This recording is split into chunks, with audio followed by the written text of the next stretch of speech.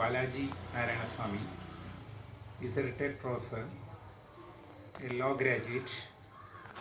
അതുപോലെ തന്നെ തിയോസഫിക്കൽ സൊസൈറ്റിയിലെ ദീർഘകാലമായിട്ട് മെമ്പറാണ്. തിരുവനന്തപുരം സ്വദേശിയാണ്. തിരുവനന്തപുരത്ത് അനന്ത ലോഡ്ജിലെ മെമ്പറാണ്. അദ്ദേഹം കൊല്ലത്ത് മെമ്പറായിട്ടാണ് ചേർന്നത്. അദ്ദേഹം സംസാരിക്കാൻ പോകുന്ന വിഷയം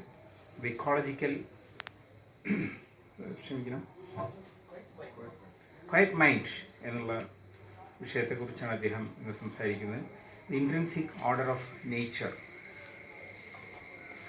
യോഗത്തിൽ അധ്യക്ഷത വഹിക്കുന്നത് doctor M A Raveendran, theosophical സൊസൈറ്റിയുടെ ഫെഡറേഷൻ പ്രസിഡന്റ്. നിങ്ങളെല്ലാവരെയും ഈ സെഷനിലേക്ക് ഹാർദമായിട്ട് സ്വാഗതം ചെയ്യുന്നു.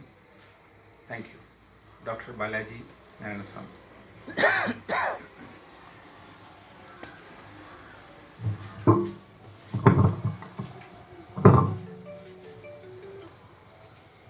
എല്ലാവർക്കും നമസ്കാരം. 2 ദിവസമായിട്ട് നമ്മൾ കൂടിയിരിക്കുന്ന ഈ ഒരു സ്റ്റഡി ക്യാമ്പിൽ നമ്മൾ നേച്ചർ, എക്കോളജി, സ്പിരിച്വാലിറ്റി തമ്മിൽ കണക്ട് ചെയ്തിട്ടാണ് ഇവിടുത്തെ ഓരോ ടോപ്പിക്കുകളും ഇതുവരെ ഡിസ്കസ് ചെയ്യുന്നത്. എനിക്കിന്ന് തന്നിരിക്കുന്ന ഈ ടോപ്പിക് എന്ന് പറയുന്നത് ക്വയറ്റ് മൈൻഡാണ്. ശരിക്കും രാധാപണിയുടെ സ്പീച്ചസിൻ്റെ ഒരു കളക്ഷൻ, ഒരു ബുക്കിൽ നിന്ന് clear vision and sane living എന്ന് പറയുന്ന ഒരു ചാപ്റ്ററാണ്. അത് 1970s ലെക്ചർ ചെയ്തിട്ടുള്ള ടോപ്പിക്കാണ്. അപ്പോൾ അതിൻ്റെ ടോപ്പിക്കിൻ്റെ ഹെഡിങ് എന്ന് പറയുന്നത് ക്വയറ്റ് മൈൻഡ് എന്നാണ് ടോപ്പിക്കിൻ്റെ ഹെഡിങ്. അവിടെ അവരുടെ ഈ ഒരു ലെക്ചർ സ്റ്റാർട്ട് ചെയ്യുന്നത് തന്നെ എവല്യൂഷൻ ഓഫ് മൈൻഡ് എന്ന് പറഞ്ഞിട്ടാണ് എൻ്റെ ഫസ്റ്റ് ലൈനിൽ തന്നെ സ്റ്റാർട്ട് ചെയ്തത്. അപ്പോൾ നമ്മൾ ഏതൊരു കാര്യത്തെക്കുറിച്ച് ഡിസ്കസ് ചെയ്യുമ്പോഴും അതിൻ്റെ കണ്ടന്റ് എന്താണ്, അതിൻ്റെ റിയൽ വാല്യൂ എന്താണ്. അപ്പോൾ നമ്മൾ സ്പിരിച്വാലിറ്റിയിൽ പറയുമ്പോൾ 2 ലെവലിൽ പറയും. വളരെ ബേസിക് ആയിട്ടുള്ള മെറ്റീരിയലും പറയും, സ്പിരിച്വൽ ലെവൽ ഇത് എന്താണെന്ന് പറയും. അപ്പം ഓരോ സ്കൂളിലും, നമ്മൾ തിയോസഫി ആണെങ്കിലും ഓരോ സ്കൂളിലും ഓരോന്നും ഓരോ ബുക്ക് വെച്ചോ അല്ലെങ്കിൽ ഏതെങ്കിലും ഒരു മാസ്റ്റേഴ്സിനെ വെച്ചിട്ടായിരിക്കും ഇവർ പറയുന്നത്. അപ്പോൾ തിയോസഫിയിൽ നമുക്ക് തിയോസഫിക്കൽ മാസ്റ്റേഴ്സ് ഉണ്ട്. ഇതിനെക്കുറിച്ച് വളരെ വ്യക്തമായിട്ടുള്ളത് അവർ പറഞ്ഞിട്ടുണ്ട്. അപ്പം ആ ഒരു ലീനേജിൽ നമ്മൾ പറയുമ്പോൾ സീക്രട്ട് ഡോക്ട്രിൻ പോലുള്ള തിയോസഫിയുടെ ഇതിനകത്ത് ഈ ഒരു ഹ്യൂമൻ, ഇപ്പം നമ്മൾ നിലനിൽക്കുന്ന ഒരു ഹ്യൂമൻ ബീയിങ് എന്ന് പറയുന്നതിൻ്റെ ഒരു എവല്യൂഷൻ പ്രോസസ്സ് എന്താണെന്ന് വളരെ വ്യക്തമായിട്ട് പറയുന്നുണ്ട്. അപ്പോൾ ഇതിൽ പറയുന്നത് from mineral to plant, plant to animal, animal to human being എന്നാണ് പറയുന്നത്. അപ്പോൾ ഇങ്ങനെ ഒരു പ്രോസസ്സിലൂടെയാണ് പറയുന്നത്. ഇത് മറ്റ് ഗ്രന്ഥങ്ങളിൽ പറയുന്നത് വെച്ചാൽ ജ്ഞാനപാനയിലും ഒക്കെ ഇത് പറയുന്നുണ്ട്, വൃക്ഷമായിരുന്നു അല്ലെങ്കിൽ. അപ്പോൾ ഈ ഒരു പ്രോസസ്സ് എന്തിനാണ് നമ്മളിവിടെ എക്സ്പ്ലെയിൻ ചെയ്തതെന്ന് പറഞ്ഞാൽ, നമ്മളിപ്പോൾ നമ്മളെ കാണുമ്പോൾ നമ്മുടെ മനസ്സെന്ന് പറയുന്ന, മൈൻഡ് എന്ന് പറയുന്നത്, ഇതിൻ്റെ എവല്യൂഷൻ എന്താണ്, ആക്ച്വലി എവിടെ നിന്നാണ് നമ്മൾ വന്നത്, അല്ലെങ്കിൽ ഇതെന്താണ് എന്നുള്ള ആ ഒരു ലെവലിൽ നിന്ന് നമ്മൾ ചിന്തിക്കുമ്പോഴേ ഇതിനൊരു ബ്രോഡർ വ്യൂ കിട്ടത്തുള്ളൂ. അപ്പം അങ്ങനെ വരുമ്പം അല്ലാതെ നമ്മൾ സയൻറ്റിഫിക് ആയിട്ട് പറഞ്ഞാൽ ഇതിൻ്റെ സ്റ്റാർട്ടിങ് എവിടെയാണെന്ന് പറഞ്ഞാൽ ബിഗ് ബാങ്ങിൽ നിന്ന് പറയും, അല്ലെങ്കിൽ ഒരു ശബ്ദത്തിൽ നിന്നാണ് തുടക്കം ഉണ്ടായെന്ന് പറയും.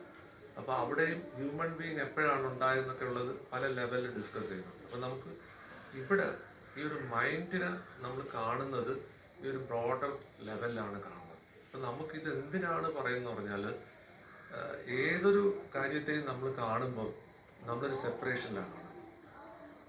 ഒരു സെപ്പറേഷനിലാണ് കാണുന്നത്. ഈ ആർട്ടിക്കിൾ വളരെ ഇതായിട്ട് പറയുന്നത്, നമ്മൾ പ്ലാന്റ്സിനെ ഇവാലുവേറ്റ് ചെയ്യുന്നു, അനിമൽസിനെ ഇവാലുവേറ്റ് ചെയ്യുന്നു, എന്നിട്ട് നമ്മൾ അവർക്ക് മാർക്കിടുന്നു, അവർ ഇന്നതാണ്, ഇങ്ങനെയാണ്, അല്ലെങ്കിൽ നമ്മളൊരു ഹയർ സ്റ്റേജിലാണെന്നൊക്കെ നമ്മൾ ക്ലാസിഫിക്കേഷൻ കൊടുക്കണം.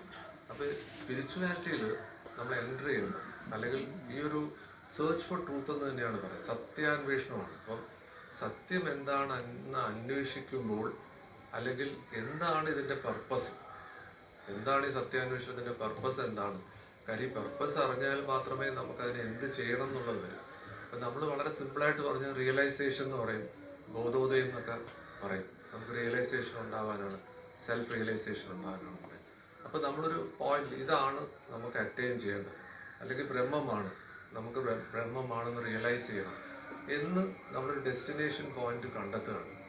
കണ്ടെത്തിയിട്ട് ഈ നമ്മൾ ഏത് കാര്യത്തെക്കുറിച്ചും നമ്മൾ അന്വേഷിച്ച് അല്ലെങ്കിൽ ശ്രമം നടത്തി തന്നെയാണ് നമ്മൾ മുമ്പോട്ട് പോകുന്നത്.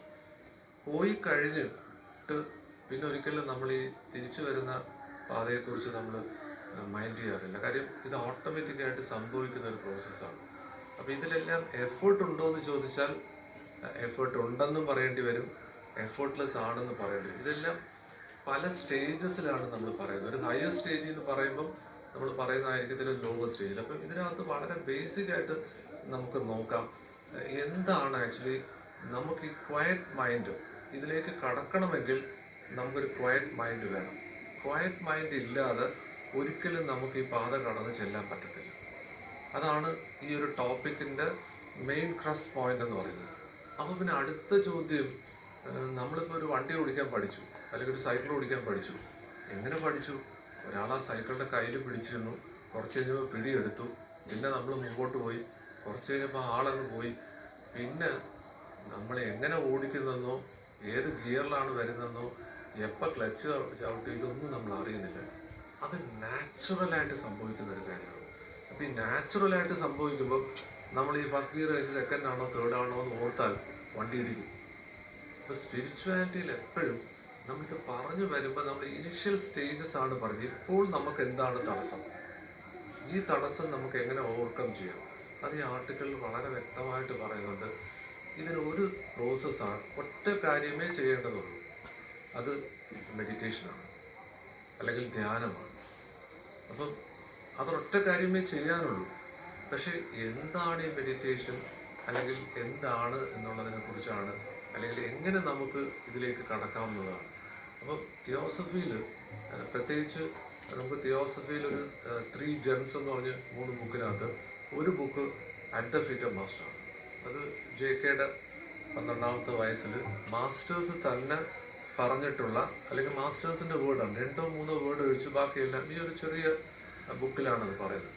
അപ്പം ഇതിൽ വളരെ വ്യക്തമായി ബുക്ക് സ്റ്റാർട്ട് ചെയ്യുമ്പോൾ തന്നെ പറയുന്നത് ഇതിൻ്റെ ഹിൻഡ്രൻസ്, നമ്മുടെ തടസ്സം എന്താണ് എന്ന് പറയുമ്പോൾ ഇതിനകത്ത് പറയുന്നത് ശരിക്കും റിയൽ അൺറിയൽ, പര അപര. ഇത് വിവേക ചൂടാമണിയുടെ ഒരു ഡിറ്റോ കോപ്പി എന്ന് വേണമെങ്കിൽ പറയാം. US അവരവിടെ ക്ലാസ് എടുക്കുമ്പോൾ വിവേക ചൂടാമണി വെച്ച് തന്നെയാണ് ഇതിനെ കമ്പയർ ചെയ്ത് പറയുന്നത്.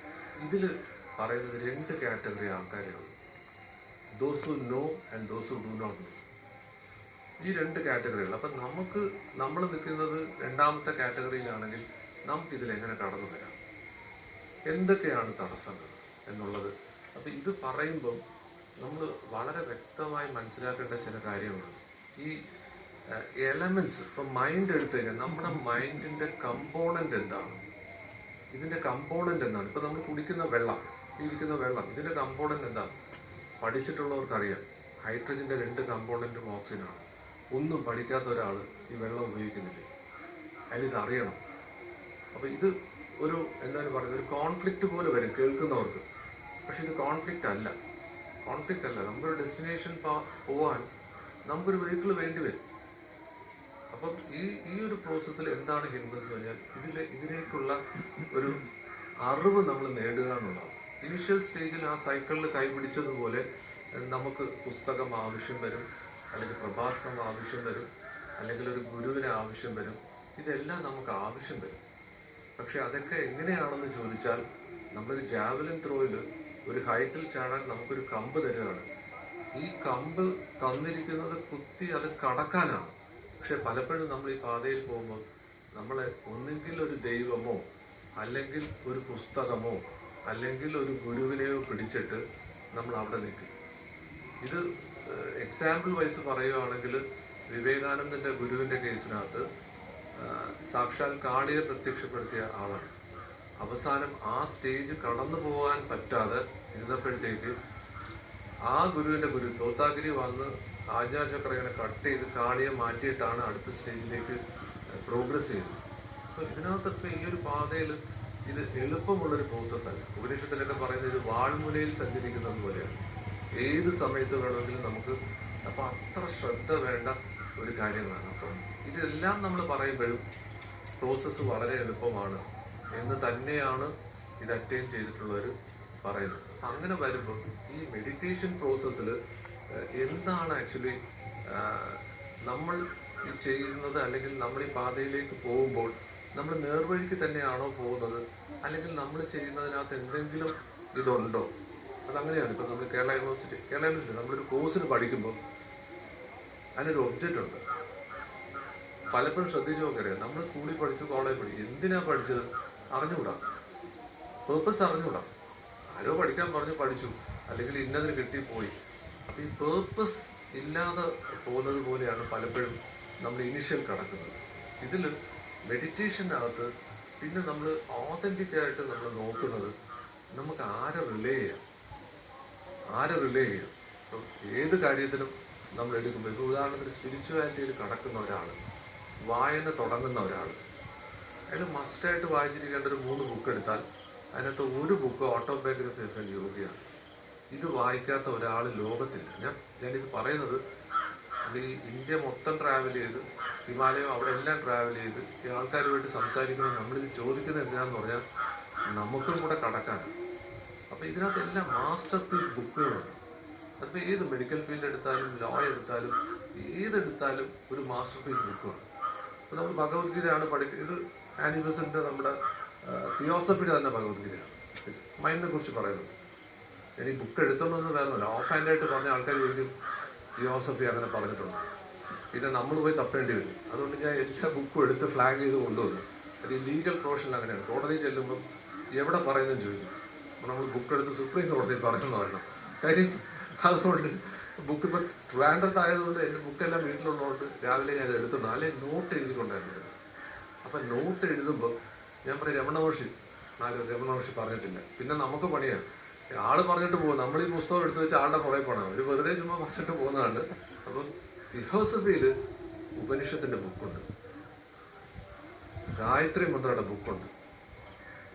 അങ്ങനെ നമുക്ക് ലോകത്ത് ഇല്ലാത്ത, അതായത് ഇതിൻ്റെ ഒബ്ജക്റ്റിനകത്ത്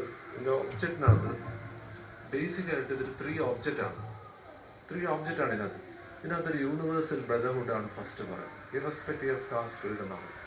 രണ്ടാമത്തെ ഒബ്ജക്റ്റ് പറയുന്നത് കമ്പാരിറ്റീവ് സ്റ്റഡിയാണ്. ആ കമ്പാരിറ്റീവ് സ്റ്റഡിയിലാണ് നമ്മൾ എല്ലാ മതങ്ങളുടെയും ബുക്ക് പണ്ട് പോസിബിൾ അല്ലായിരുന്നു, നമ്മൾ വായിക്കണമായിരുന്നു. ഇങ്ങനെ യൂട്യൂബിൽ കയറിയാൽ ലോകത്തുള്ള മൊത്തം റിലീജൻ്റെ മൊത്തം വേണ്ട, നമ്മൾ റിസർച്ചൊക്കെ ചെയ്യുമ്പോൾ നമ്മൾ മൊത്തം എടുക്കത്തില്ല, റാൻഡം ബേസിസിൽ ഒരു 10 എണ്ണം എടുക്കും. ഒരു 200 എത്ര രാജ്യമുണ്ടെന്ന് ചോദിച്ചാൽ ഒറ്റയടിക്കില്ല. PSC പരീക്ഷയ്ക്ക് പഠിക്കുന്നവർ പറയും 192. അത് യുണൈറ്റഡ് നേഷൻ അപ്രൂവ് ചെയ്ത. പിന്നെ 190 അല്ല, 276 രാജ്യമുണ്ട്. കാര്യം ഈ ഫോണിൻ്റെ +91 ഇല്ലേ, അതെടുത്ത് നോക്കി 276 രാജ്യമുണ്ട്. മൊത്തം 800 കോടി ജനമേ ഉള്ളൂ. ഇതിനകത്ത് റാൻഡം ബേസിസിൽ ഞാൻ എടുത്ത് നോക്കിയിട്ടുണ്ട്.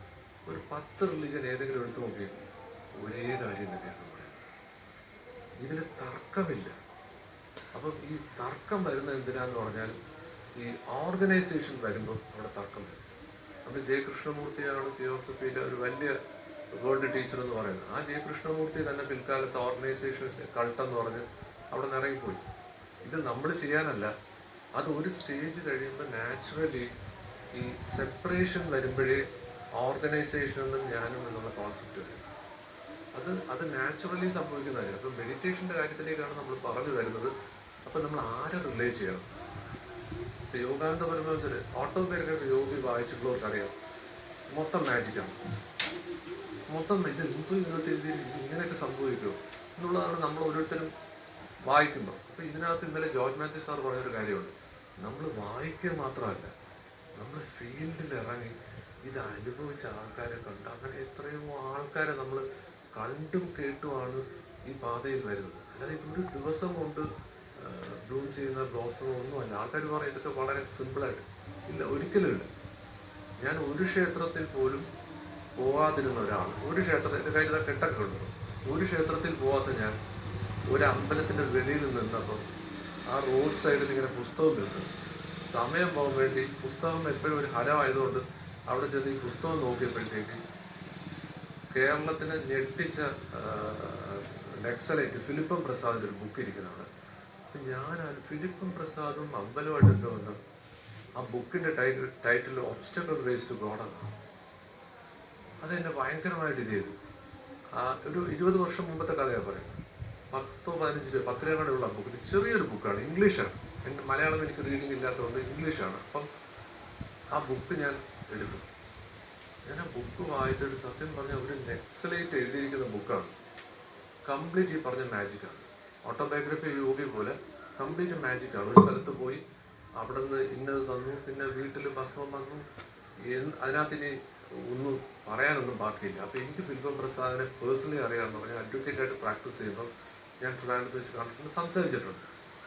ഈ പുസ്തകം വായിച്ചു. അപ്പോൾ സംഭവം പുട്ടപ്പുറത്തിലെ സത്യസായെക്കുറിച്ചാണ് പറയുന്നത്. നമ്മൾ അതിനേക്കാൾ ഹാർഡ് കോറാണ്, അമ്പലത്തിൽ പോലും കയറാത്ത ആൾക്കാരില്ലേ. അപ്പം എന്താണെന്ന് പരീക്ഷിക്കാനായിട്ട് ഈ സ്ഥലം അന്വേഷിച്ച് ബാംഗ്ലൂരിൽ നിന്ന് എത്ര കിലോമീറ്റർ അവിടെ ഞാൻ അവിടെ ചെല്ലുന്ന അതിൻ്റെ എൻട്രൻസിൽ എഴുതിയിരിക്കുന്നത് പറയാം, ഇംഗ്ലീഷിലാണ് എഴുതിയിരിക്കുന്നത്. I know I am God, you do not know that you are God. എനിക്കറിയാം ഞാൻ ദൈവമാണ്, നിങ്ങൾ ദൈവമാണ്, നിങ്ങൾക്ക് അറിഞ്ഞുകൂടാം. ഇത് എന്നാ ശബരിമലയിൽ എഴുതിയിരിക്കുന്നത്, തത്വമസി. അപ്പം ഇതാണ് എഴുതിയിരിക്കുന്നത്. പിന്നെ ഞാൻ അതിനകത്തോട്ട് കടന്ന്, എനിക്ക് ഒരു പരിചയമില്ല, ഒരു സീക്കിംഗ് ലിമിറ്റ് എന്ന് പറയുന്ന ഒരു ബുക്ക് ഒരു US നിന്ന് വന്ന ഒരാൾ, ഞാൻ പറഞ്ഞു ഞാൻ പുതിയ ആളാണ്, ഒരു ബുക്ക് എടുത്ത് എനിക്ക് തന്നു.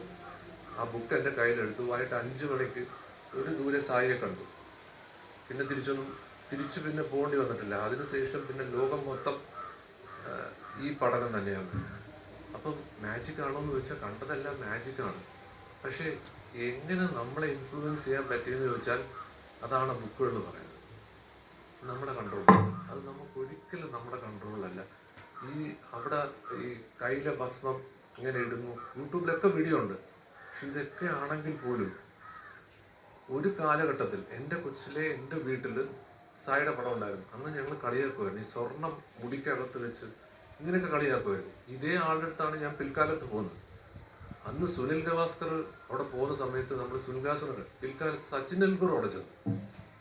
ഇവരുടെ കഥകൾ നമ്മൾ എടുക്കുമ്പോഴാണ്, ഓട്ടോബയോഗ്രഫി വായിക്കുമ്പോഴാണ് എങ്ങനെയാണ് ഇവർ അവിടെ ചെന്നത്, ഈ യോഗാനന്ദ പരമഹംസ എങ്ങനെയാണ് അവിടെ ചെന്നത്. നമ്മൾ ഈ ഫീൽഡിൽ ഇങ്ങനെ ഈ ട്രിവാൻഡ്രത്തൂടെ നമ്മൾ കടന്നുപോയി. ശ്രീനാരായണ ഗുരു, ചട്ടമ്പി സ്വാമി, ഇവർ സുഹൃത്തുക്കളാണ്. അയ്യാസ്വാമി എടുത്തു പോയി.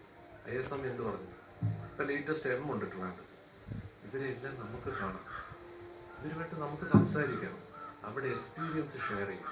ഈ ഒരു പഠനത്തിൻ്റെ പാർട്ടായിട്ട് ഇതിൽ പറയുന്ന ഒരു കാര്യം, നമ്മൾ പറഞ്ഞു വന്ന ആ മെഡിറ്റേഷൻ പ്രോസസ്സിനകത്ത് രമണ മഹർഷി നമ്മൾ എവിടെ പറഞ്ഞാൽ ഇന്ന് വരെ ആരും തർക്കിച്ച് കേട്ടിട്ടില്ല. അതേസമയം ഓഷോയെ പറഞ്ഞു നോക്കി ഇത് തർക്കിക്കും. ഈ ഒരു അതോറിറ്റി എന്ന് പറയുന്നൊരു സംഭവം എല്ലാവർക്കും വേണം, ഒരു സ്റ്റേജിൽ വേണം. പക്ഷെ ഒരു സ്റ്റേജ് കഴിയുമ്പോൾ അത് നമുക്കൊരു ഹിൻഡ്രൻസ് ആയിട്ട്. കാര്യം തിയോസഫിയിലല്ല എല്ലാ സ്ഥലത്തും പറയുന്നത് ഈ എന്താണ് ഇവിടെ ഒരു ലിമിറ്റ്ലെസ് ആൻഡ് ബൗണ്ട്ലെസ് ആണ്. ടൈം ആൻഡ് സ്പേസ് ഇല്ല ആക്ച്വലി. രണ്ടെന്നൊരു കോൺസെപ്റ്റേ ഇല്ല. ഒറ്റ കാര്യമേ ഉള്ളൂ. ഇനി നമ്മൾ സ്പിരിച്വാലിറ്റി വൈസ് പറഞ്ഞില്ലെങ്കിലും എനർജി വൈസ് പറഞ്ഞാലും ഇവിടെ ഒന്നേ ഉള്ളൂ. ഒരു ഇലക്ട്രോൺ, ന്യൂട്രോൺ, പ്രോട്ടോൺ, 3 കമ്പോണന്റേ ഉള്ളൂ. ഈ ഇരിക്കുന്ന കസേരയാണോ സത്യം? അല്ലേ? കസേരയ്ക്ക് മുമ്പ് എന്തായിരുന്നു? ഇത് 3 ഉണ്ടായിരുന്നു. ഇനി കസേര കത്തിച്ചാൽ എന്താ? ഇത് തന്നെയല്ലേ ഹ്യൂമൻ ബോഡി. അപ്പം നമുക്ക് ഈ ഫിയർ ഫാക്ടർ വരുന്നത് എവിടെയാണ്? മരണം തന്നെയാണ്. മരണമില്ല എന്നൊരു അവസ്ഥ റിയലൈസ് ചെയ്യുമ്പോൾ അത് തിയോസഫിയിൽ എന്ന് പറഞ്ഞാൽ ലിറ്ററേച്ചറിലൂടെ അത് വരച്ച് കാണിച്ചിട്ടുണ്ട്. എല്ലാ സ്ഥലത്തും ഉണ്ട്. ഗീതയിൽ പറയുന്നത്, ഗീതയിൽ അർജുനന്റെ അടുത്ത് ഈ പറയുന്ന ശ്രീഷൻ പറയുന്ന ഇതാണ്, എനിക്ക് എൻ്റെ ബന്ധുക്കളെ കൊല്ലാൻ വയ്യ. ശ്രീഷൻ, ഇവിടെ നിന്നും ആരും ചാവുന്നില്ല, ആരും കൊല്ലുന്നില്ല, എന്നെ എന്നോ കൊല്ലപ്പെട്ട് കഴിയും എന്നാ പറയുന്നത്. അപ്പം മരണമില്ല എന്ന് തന്നെയാണ് പറയുന്നത്. പിന്നെ ഉപനിഷത്തിന്റെ കാര്യം, 100ഓളം ഉപനിഷത്തുണ്ട്. ഏത് ഉപനിഷത്ത് എടുത്താലും എസൻസ് സെയിം ആണ്. എസൻസ് കഠോപനിഷത്ത് മരണത്തെ കുറിച്ച് പറയുന്ന കഠോപനിഷത്താണ്. അങ്ങനെ പുറകെ നടക്കുകയാണ്. എനിക്ക് മരണം പറഞ്ഞു തരും, അത് നിനക്ക് പറഞ്ഞു തരാൻ പറ്റത്തില്ല, എനിക്ക് ഇത് തരാം, ഇങ്ങനെ പറഞ്ഞു പോകണം. അവസാനം ഒരു രക്ഷയില്ലെന്ന് കണ്ടപ്പം ഉത്തരം പറയേണ്ടി വന്നു. 500 പേജ് കഴിഞ്ഞിട്ട് അവസാനമാണ് ഉത്തരം. 500 പേജ് ആരും വായിക്കാനൊന്നും പോകുന്നില്ല. 10 പേജ് കഴിഞ്ഞ് എടുത്ത് ദൂരെ കളഞ്ഞിട്ട് പോകും. അവസാനം പറയുന്നത് അറിയാം, നീ ജനിച്ചിട്ടില്ല, പിന്നെങ്ങനെ മരണം? ഈ സാധനം എവിടെ ഈ സെപ്പറേഷൻ ഉണ്ടോ, അതാണ് ഞാൻ മെഡിറ്റേഷൻ്റെ കാര്യം തന്നെയാണ് പറയാൻ വരുന്നത്. JK പറയുന്നത്, നിങ്ങൾ എവിടെയെങ്കിലും ഒരു സ്ഥലത്തിരുന്ന് നിങ്ങൾ അരമണിക്കൂർ മെഡിറ്റേഷൻ ചെയ്താൽ അത് മെഡിറ്റേഷൻ അല്ല. കാര്യം എന്താ? അവിടെ സബ്ജക്റ്റും ഒബ്ജക്റ്റും ഉണ്ട്, രണ്ടായിട്ട് കണ്ടിട്ടാണ് നിങ്ങൾ ആര് മെഡിറ്റേഷൻ ചെയ്യുന്നത്, എന്ത് മെഡിറ്റേഷൻ ചെയ്യുന്നത്. അപ്പം ഈ പ്രോസസ്സിൽ മെഡിറ്റേഷൻ വരത്തില്ല എന്നാണ് പറയുന്നത്. ഇന്ന് വേൾഡ് ഇതിന് വളരെ സിമ്പിൾ ഒരു വാക്കായി യൂസ് ചെയ്യുന്നത് മൈൻഡ്ഫുൾനെസ്. എന്താണ് മൈൻഡ്ഫുൾനെസ്? നമ്മൾ ഇവിടെ വന്ന് ഈ നാച്ചുറൽ എൻവയോൺമെന്റിൽ കണ്ടു, നന്നായിരിക്കുന്നു. ഇതേ ഒരു അറ്റ്മോസ്ഫിയർ നമുക്ക് ഏത് സിറ്റുവേഷനിലും പോസിബിൾ ആണ് എന്നുള്ളതാണ്. ഇനി ആദ്യത്തെ ചോദ്യത്തിലേക്ക് തന്നെ തിരിച്ചു വരാം. എന്താണ് നമ്മുടെ ലക്ഷ്യം? നമ്മൾ എവിടെയാണ് എത്തുന്നത്? അതൊരു കടുകട്ടി സാധനമാണ്. ഇത് ആർക്കും, യോഗികൾക്ക് മാത്രം അറ്റൈൻ ചെയ്യാൻ പറ്റുന്നതാണ് നമ്മളെ പറഞ്ഞു പഠിപ്പിച്ചിരിക്കുന്നത്. രമണ മഹർഷി പറയുന്നത് വളരെ സിമ്പിളായിട്ടാണ്. എല്ലാ ജീവികളും, ഹുവാമ എന്ന് പറയുന്ന 28 ചോദ്യങ്ങളുടെ ഒരു കൊച്ചൊരു 7-8 പേജേ ഉള്ളത്. അതിന്റെ പ്രിഫേസിൽ പറയുന്നത് എല്ലാ ജീവികളും സുഖത്തിന് വേണ്ടിയാണ് ജീവിക്കുന്നത്. മലയാളം ട്രാൻസ്ലേഷനാണ്, തമിഴിൽ വേറെ വേർഡാണ്. സുഖത്തിനാണ് ജീവിക്കുന്നത്. ഇനി എന്താണ് ഈ സുഖം? നമ്മൾ ഓരോരുത്തരും എല്ലാ ദിവസവും അനുഭവിക്കുന്നു. അതെവിടെ അനുഭവിക്കുന്നു കഴിഞ്ഞാൽ നമ്മുടെ ഡീപ്പ് സ്ലീപ്പിൽ നമ്മളും നമ്മുടെ ശരീരവും ഉണർന്നപ്പോൾ എത്ര നേരം ഡീപ്പ് സ്ലീപ്പിലുണ്ടായിരുന്നു, അപ്പം എന്ത് സംഭവിച്ചു എന്ന് നമുക്കറിയത്തില്ല. ഈ സുഖാവസ്ഥ ഉണർന്നിരിക്കുമ്പോൾ അനുഭവിക്കുന്നതാണ്. അതിലേക്ക് എത്താനാണ് നമ്മൾ ശ്രമിക്കുന്നത്. അതിലെത്തുന്നത് മൈൻഡ്ഫുൾനെസ്സിലാണ്. അതിനാണ് മെഡിറ്റേഷൻ. നമ്മൾ എന്ത് കാര്യം ചെയ്യുന്നു അതിൽ 100% നമ്മൾ ഇൻവോൾവ് ചെയ്യുന്നതിന് പകരം, ഞാൻ രാവിലെ ഇവിടെ വന്നു, എനിക്ക് 1/2 മണിക്കൂർ മെഡിറ്റേഷൻ ഉണ്ട്. ഞാൻ ഇവിടെ നിന്ന് ഓടിച്ചാടി ഒളിച്ചെവിടെയോ പോയി ഇരുന്നിട്ട് കണ്ണു അടച്ചിട്ട് ഞാൻ മെഡിറ്റേഷൻ ചെയ്തു എന്ന് പറഞ്ഞിട്ട് തിരിച്ചു വരിക. മെഡിറ്റേഷൻ അല്ല. അല്ല, എവിടെയാണോ നിങ്ങൾ ബസ്സിൽ, എൻ്റെ വേർഡല്ല, ഇതെല്ലാം ഫ്ലാഗ് ചെയ്ത് വെച്ചിട്ടുണ്ട്, ഈ ബുക്കിലുള്ള വേർഡ്സ് ആണ്. നിങ്ങൾ ബസ്സിൽ യാത്ര ചെയ്താലും നിങ്ങൾ എവിടെ ഇരുന്നാലും നിങ്ങൾക്കത് പറ്റും. ഇതാണ് നമ്മൾ കുറച്ചുകൂടെ വിപാസന മെഡിറ്റേഷൻ എന്നൊക്കെ പറയും. ബുദ്ധന്റെ വിപാസന മെഡിറ്റേഷൻ എന്നൊക്കെ. നമ്മളെ ബ്രെത്തിനെ മാത്രം, ഞാൻ സംസാരിക്കുമ്പോഴേക്കും ഇടയ്ക്കൊരു സ്പേസ് ഉണ്ട്, അത് ശ്രദ്ധിച്ചാൽ മതി. വേറെ ഒന്നും ചെയ്യണ്ട. ത്രൂ ഔട്ട് മെഡിറ്റേഷനാണ്, അത് പ്രാക്ടീസ് ചെയ്യാം. പക്ഷേ ഇതെല്ലാം നേരത്തെ പറഞ്ഞ കണക്കാണ്. നമ്മൾ ഡ്രൈവിംഗ് പഠിക്കുന്നത് വരെ തൽക്കാലം ഒരു ഗൈഡ്, ഒരു PhD എടുക്കണമെങ്കിൽ ഒരു ഗൈഡിന്റെ ആവശ്യമുണ്ടെന്ന് പറയുന്നത് പോലെ നമ്മളിതിനെ എടുക്കുക എന്നേ ഉള്ളൂ. പക്ഷേ എൻഡ് ഓഫ് ദ ഡേ നമ്മളിതിനെ ലീവ് ചെയ്യണം. ഇതാണ് ജനറലായിട്ട് ഞാൻ പറഞ്ഞത്. ഞാൻ 1-2 വളരെ ലിമിറ്റഡ് ടൈമേ ഉള്ളൂ. ഞാനൊന്ന് ജസ്റ്റ് ഒന്ന് ഫ്ലാഗ് ചെയ്ത് ഭഗവത്ഗീതയാണ്, ആനിബസിന്റെ ഭഗവത്ഗീതയാണ്. അപ്പം മൈൻഡിനെ കുറിച്ച് ഇതിനകത്ത് പറയുന്നത്, മൈൻഡിന്റെ കമ്പോണന്റ് ആരാണെന്നുള്ളത് ഞാൻ ശ്ലോകം ഒന്നും വായിക്കുന്നില്ല. ഞാൻ ഒരു സ്ഥലത്ത് സംസ്കൃതം എനിക്ക് അറിഞ്ഞുകൂടാ, പറയാറുമില്ല. കാര്യം എവിടെ ചെന്നാലും സംസ്കൃതം പറഞ്ഞാൽ പിന്നെ വാ തുറക്കാൻ പറ്റത്തില്ല. അതോടുകൂടി നമ്മൾ പഠിത്തം അവസാനിക്കും. ഇതിനകത്ത് പറയുന്നത് ദ സെൻസസ്, ദ മൈൻഡ്, അതാണ് നമ്മുടെ topic. And the reason are set to be its seat എന്ന് പറഞ്ഞാൽ ഈ മനസ്സിന്റെ ഉടമസ്ഥൻ ആരാന്ന് ചോദിച്ചാൽ അതാണ് പരമ, അതാണ് റിയൽ. നമ്മൾ ഈ പഞ്ചേന്ദ്രിയങ്ങളോടുള്ള പരിപാടികളിലാണ് നമ്മൾ നിൽക്കുന്നത്. ഇനി നമ്മൾ പഠിച്ചിരിക്കുന്ന മൈൻഡിന്റെ കമ്പോണന്റ് എന്താ? ബണ്ടിൽ ഓഫ് തോട്ട്, ചിന്തകളുടെ ഒരു കൂമ്പാരമാണ്. ഇതിനെ എങ്ങനെ ഇല്ലാതാക്കാം എന്നുള്ളതാണ് മെഡിറ്റേഷൻ. ഇനി റിസർച്ച് പറയുന്നത് ഒരു ദിവസം 60,000 തൊട്ട് 70,000 ചിന്തയാണ് നമ്മളിലൂടെ കടന്നു പോകുന്നത്. ഇതെങ്ങനെ സീറോ ആക്കാം? അതിനാണ് നമ്മളെ പിടിച്ച് എവിടെയെങ്കിലും കൊണ്ട് ഇരുത്തി കണ്ണടച്ച്, അല്ലെങ്കിൽ ഒരു മന്ത്രം പറയിക്കുമ്പം അറ്റ്ലീസ്റ്റ് ഈ മന്ത്രം പറയുമ്പോഴെങ്കിലും എനിക്ക് 20 മിനിറ്റേ സമയമുണ്ട്, 20 മിനിറ്റ് കൊണ്ട് മൊത്തം എനിക്ക് പറയാനുള്ള ഈ ഒരു ഇതുള്ളത് കൊണ്ട് ഇതിനിടയ്ക്ക് ഒരു ചിന്തയും വരത്തില്ല. അത് മെഡിറ്റേഷൻ. അപ്പം നമ്മൾ എന്ത് ചെയ്താലും, നമ്മൾ ആഹാരം കഴിക്കുകയാണെങ്കിൽ പോലും നമ്മൾ വെള്ളം എടുത്ത് കുടിക്കുന്നു. നമ്മൾ ഈ ബോട്ടിൽ പിടിച്ചത് ഫീൽ ചെയ്തു, ഈ ലിപ്പിൽ വെള്ളം കൊണ്ടത് ഫീൽ ചെയ്തു ഇല്ല. അപ്പോഴും നമ്മൾ ഏതാ വേറൊരു കാര്യത്തെക്കുറിച്ച് ചർച്ച ചെയ്യും. ഇനി അടുത്ത എന്താണ്? അല്ലെങ്കിൽ നമ്മൾ പാസ്റ്റിലും ഫ്യൂച്ചറിലാണ്. JK പറയുന്നത് പ്രസന്റിലല്ല.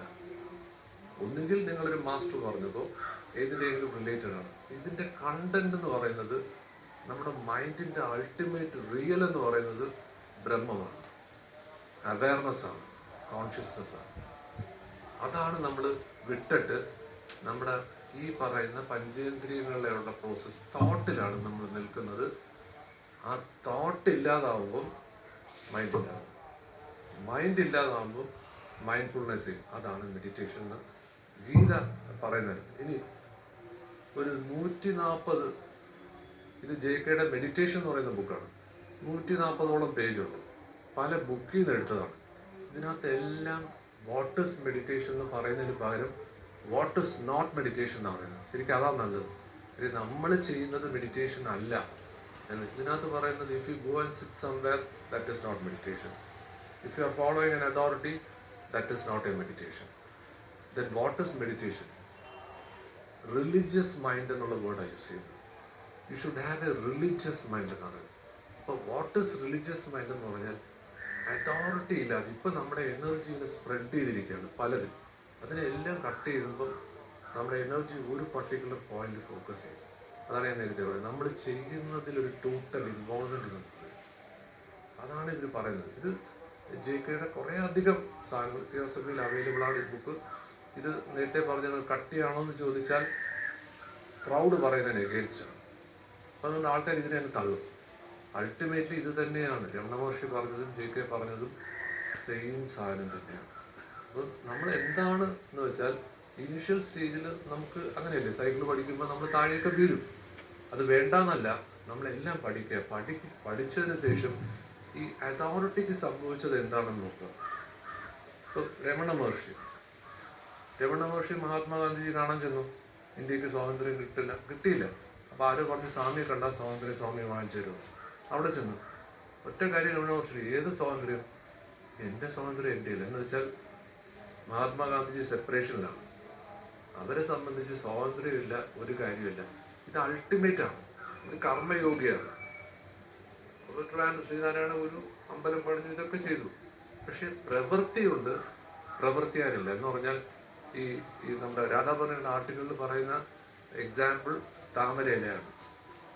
എന്തും ആയിക്കോട്ടെ, പക്ഷെ വെള്ളം വെച്ചാൽ അറ്റാച്ച്മെന്റ് പാടില്ല. ഗീതയിലും അത് തന്നെയാണ് പറയുന്നത്. നമുക്ക് സെൽഫ്ലെസ് ആയിട്ട് ചെയ്യാൻ പറ്റുമെങ്കിൽ അതാണ്. അപ്പോൾ മെഡിറ്റേഷനും നമ്മൾ ശ്രദ്ധിക്കേണ്ട ഒരു കാര്യമുണ്ട്. എന്തിനാണ് നമ്മൾ മെഡിറ്റേഷൻ ചെയ്യുന്നത്? എനിക്ക് റിയലൈസേഷൻ കിട്ടുമോ? കിട്ടത്തില്ല. അപ്പം പർപ്പസ് വെച്ച് പോകുന്നതിന് നമുക്ക് കിട്ടത്തില്ല. ഒരാൾ പറയാണ് എനിക്ക് ദേഷ്യം കൂടുതലാണ്, എനിക്ക് ദേഷ്യം കുറയ്ക്കണം, ദേഷ്യം കൂടത്തേ ഉള്ളൂ. നമ്മൾ എന്തിനേയും റെസിസ്റ്റ് ചെയ്ത് നോക്കി അത് കൂടത്തേ ഉള്ളൂ. അതുകൊണ്ട് ഇതിൽ പറയുന്നത് JK പറയുന്നത് ഫ്രീഡമാണ് പറയുന്നത്. ഫ്രീഡം ഫ്രം ദ നോൺ എന്നാണ് പറയുന്നത്. നമ്മൾ പഠിച്ചു വെച്ചിരിക്കുന്ന പണ്ടാരം സാധനങ്ങളെ എടുത്ത് യൂസ് ചെയ്യാനല്ല. അത് നേതി എന്ന് പറയുന്ന പ്രോസസ്സാണ്. അതിനെ നമ്മൾ കട്ട് ചെയ്താൽ, ആ പോൾ വോൾട്ട് പോലെ കട്ട് ചെയ്താൽ, ടൈറ്റിൽ തന്നെ ഫ്രീഡം ഫ്രം ദ നോൺ ആണ്. കുറേ ലെക്ചേഴ്സാണ് ഇതിനകത്തെല്ലാം കണ്ടിന്യൂസ് ആയിട്ട് പറയുന്നത്. എന്ന് പറഞ്ഞ് നമ്മൾ നോളജ് അക്വയർ ഉണ്ടെന്നല്ല അതിനർത്ഥം. ഇനീഷ്യൽ സ്റ്റേജിൽ നമുക്കിത് വേണം. വിവേകാനന്ദനും ഇത് പറയുന്നുണ്ട്. ഏതാ കൂടുതൽ വായിക്കരുത് എന്ന് പറഞ്ഞാൽ ഒന്നും വായിക്കേണ്ടെന്നല്ല അർത്ഥം. ഇപ്പം നമ്മൾ ഈ പ്രോസസ്സിനകത്ത് ഞാൻ സമ്മപ്പ് ചെയ്തേക്കാം. ഈ തോട്ട് നമുക്ക് വരുന്നത് എവിടാണെന്ന് നമ്മൾ വിചാരം ചെയ്യുക. ഇതാണ് രമണ മഹർഷിയുടെയും JKയുടെയും ഒരു പ്രോസസ്സ്. അല്ലാതെ അതിൻ്റെ പുറകെ നിങ്ങൾ വിചാരം ചെയ്യുമ്പോൾ നിങ്ങൾക്ക് മനസ്സിലായി ഇത് എവിടെ നിന്നാണ് വരുന്നത്. നിങ്ങളുടെ അകത്ത് ഈ ശത്രു നിങ്ങളുടെ അകത്തുനിന്ന് തന്നെയാണ് വരുന്നത്. അതിനെ അവിടെ കട്ട് ചെയ്യുന്നതാണ് വരുന്നത്. അതാണ് ഇതൊരു ഇന്നർ ജേർണി എന്ന് പറയുന്നത്. ഇത് പുറമേ അല്ല. പുറമേ അന്വേഷിച്ചാൽ കിട്ടത്തില്ല. അപ്പം ഈ വയലൻസ് എന്നൊക്കെ പറയുന്നത് JK പറയുന്നത് വയലൻസ് പുറത്തല്ല, നമ്മുടെ അകത്ത് തന്നെയാണ്. രമണ മഹർഷി പറയും നിങ്ങളുടെ മനസ്സിലില്ലാത്തതൊന്നും നിങ്ങൾക്ക് പുറത്ത് കാണാൻ പറ്റത്തില്ല. ഒരേ സിറ്റുവേഷൻ തന്നെ പലരും കണ്ടു. അപ്പം നമ്മളാണ് ഇത് ചെയ്യുന്നത്, നമ്മളല്ലാതെ പുറത്ത് വേറൊന്നും ഉണ്ടെന്ന് നമ്മൾ അന്വേഷിച്ച് പോകരുത്. അങ്ങനെയാണ് meditation process complete. Time complete ആയി. എന്തെങ്കിലും ഡിസ്കഷൻ ഉണ്ടെങ്കിൽ ചോദിക്കാം.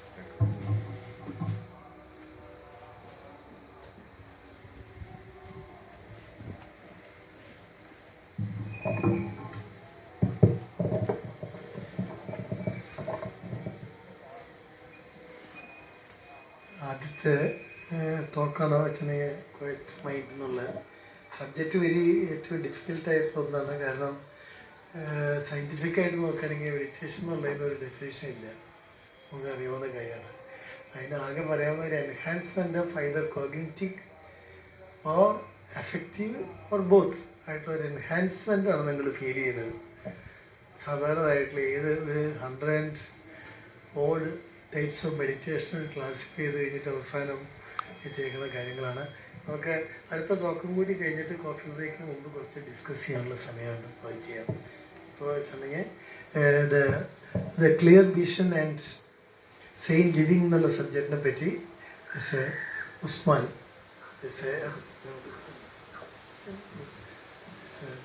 ആയിട്ട് പരിണമിക്കാറുണ്ട്. പക്ഷെ നമ്മൾ അതിലേക്ക് ശ്രദ്ധിക്കുന്നത് വയനാട് പോലുള്ള ദുരന്തങ്ങൾ വരുമ്പോഴാണ് നമ്മൾ അതിൽ കാര്യമുണ്ട് എന്ന് പറഞ്ഞത്. ഗാഡ്ഗിൽ കസ്തൂരി രംഗൻ റിപ്പോർട്ടുകൾ വന്നപ്പോൾ അതിനെ പിന്തുണച്ചവരെ സഭാ നേതൃത്വങ്ങൾ തന്നെ ശവപ്പെട്ടിയിൽ ചുമന്നു പോകുന്ന സാഹചര്യം ഉണ്ടായി. അപ്പോൾ ആ പ്രദേശങ്ങളിലെല്ലാം തന്നെ ഈ ദുരന്തങ്ങൾ ഉണ്ടാകുന്നത് തീർച്ചയായും നമ്മുടെയെല്ലാം കണ്ണുകൾ തുറപ്പിക്കേണ്ടതാണ്. ഈശ്വരനെ ആരാധിക്കുന്നത് പോലെ തന്നെയാണ് പ്രകൃതിയെ ആരാധിക്കുന്നത്. മാനവ സേവയാണ് മാധവ സേവ എന്ന് നമ്മൾ വിശ്വസിക്കുന്നുണ്ടെങ്കിൽ പ്രകൃതിയെ സംരക്ഷിക്കുന്നതിലൂടെ മനുഷ്യനെ സംരക്ഷിക്കുക എന്നുള്ളതാണ് ഇന്നത്തെ ഈ മാറിയ പരിതസ്ഥിതിയിൽ മാറിയ സാഹചര്യങ്ങളിൽ ഏറ്റവും അഭികാമ്യമായിട്ടുള്ളത്. പരിസ്ഥിതി ഏതെല്ലാം നിലത്തിൽ ദുർബലപ്പെടുത്താം എന്നാണ് ഓരോ ദിവസവും ഉറക്കമഴിക്കുമ്പോൾ നമ്മളെല്ലാം ആലോചിക്കുന്നത്. അടിസ്ഥാനപരമായി നമ്മുടെ ജീവിത ശൈലിയിലും സ്വഭാവങ്ങളിലുമെല്ലാം ഉണ്ടായിട്ടുള്ള മാറ്റങ്ങൾ പ്രകൃതിയെ ആക്രമിക്കുന്നതിന് ഇടയാക്കിയിട്ടുണ്ട് എന്നുള്ളതൊരു വസ്തുതയാണ്. നമുക്ക് വീട് വയ്ക്കണം. ആ വീടിനെ കുറിച്ചുള്ള ഒരു സങ്കല്പം തന്നെ മാറിയിരിക്കുകയാണ്. മുമ്പൊരു ഒരു കുടുംബത്തിൽ ഒരു 7, 8, 10 മക്കളുള്ള കുടുംബങ്ങളായിരിക്കും. അച്ഛൻ, അമ്മ, ചില അപ്പൂപ്പന്മാർ ഇവരെല്ലാവരും കൂടെ ചേർന്ന് ഒരു 10-15 ആളുകൾക്ക് താമസിച്ചിരുന്ന പഴയ വീടുകളുടെ രൂപം നിങ്ങളുടെ എല്ലാവരുടെയും മനസ്സിലുണ്ടാകും. വളരെ ചെറിയ മുറികളുണ്ട്, വളരെ ചെറിയ മുറികൾ. ഇന്നത്തെ രീതിയിൽ സ്ക്വയർ ഫീറ്റ് കണക്കിലൊന്നും അല്ല അത് വച്ചിട്ടുള്ളതെങ്കിലും സ്ക്വയർ ഫീറ്റ് കണക്കിൽ ഇപ്പം നോക്കിയാൽ ഒരു 600-700 സ്ക്വയർ ഫീറ്റിനകത്ത് വരുന്ന വീടുകളിലാണ് 15-16 ആളുകൾ ഉറങ്ങുകയും താമസിക്കുകയും ഭക്ഷണം കഴിക്കുകയും ഒരു പ്രയാസം കൂടാതെ ജീവിക്കുകയും ചെയ്തിട്ടുള്ളത്. ഇപ്പുറത്തെ മുറിയിൽ കിടക്കുന്ന മക്കളുടെ ഉച്ഛ്വാസവായുവിൻ്റെ ശബ്ദം പോലും, ശ്വാസോച്ഛ്വാസത്തിൻ്റെ ശബ്ദം പോലും അപ്പുറത്തെ മുറിയിൽ കേൾക്കാൻ പറ്റുന്ന രീതിയിലുള്ള അടുപ്പമുള്ള മുറികളാണ്. ആ അടുപ്പം അവിടെ താമസിക്കുന്നവരുടെ ബന്ധങ്ങളിലും ഉണ്ടായിരുന്നു എന്നുള്ളതാണ് ഒരു വസ്തുത. വളരെ അടുത്ത ബന്ധമാണ്. ഇന്നിപ്പോൾ 2000 പണമുള്ളത് കൊണ്ട് 2000-3000 സ്ക്വയർ ഫീറ്റ് വീട് വയ്ക്കും. ഞാൻ ഈ അടുത്ത കാലത്തൊരു വീട്ടിൽ പോയി അച്ഛനുമായി അവിടുത്തെ ഗൃഹനാഥനുമായി സംസാരിച്ചുകൊണ്ടിരുന്നു. മക്കൾ എന്ത് ചെയ്യുന്നു എന്നൊക്കെ ചോദിച്ചു. മക്കളെ പരിചയപ്പെടാൻ പറഞ്ഞപ്പോൾ ഉടനെ അദ്ദേഹം മൊബൈൽ ഫോണിൽ എടുത്ത് മോനെ വിളിക്കുകയാണ്. ഞാൻ കരുതി പുറത്ത് എവിടെയെങ്കിലും ആയിരിക്കുമെന്ന്. അപ്പോഴാണ് മകൻ മുകളിലത്തെ നിലയിൽ നിന്ന് താഴോട്ടിറങ്ങി വരികയാണ്. ഒരു വീട്ടിൽ താമസിക്കുന്ന ആളുകൾ തമ്മിൽ ബന്ധിപ്പിക്കുന്നതിന് മൊബൈൽ ഫോണ് വഴി ബന്ധിപ്പിക്കേണ്ട അകലങ്ങളിലേക്ക് നമ്മൾ മാറുകയാണ്. അവിടെ അകലുന്നുണ്ടോ എന്നുള്ളതല്ല പ്രശ്നം. ഈ 2500 സ്ക്വയർ ഫീറ്റ് വീട് വയ്ക്കാൻ വേണ്ടി ഉപയോഗിക്കുന്ന പ്രകൃതി വിഭവങ്ങളും ഭൂമിയും, അതാണ് ഏറ്റവും പ്രധാനപ്പെട്ട ഒരു പ്രശ്നം. അതിൽ എത്രമാത്രം പാറകളും മറ്റും എല്ലാം നമുക്ക് അത്യാവശ്യത്തിന് നമ്മൾ പ്രകൃതിയിൽ നിന്ന് എടുക്കാം. പക്ഷെ അത്യാഗ്രഹത്തിന് വേണ്ടി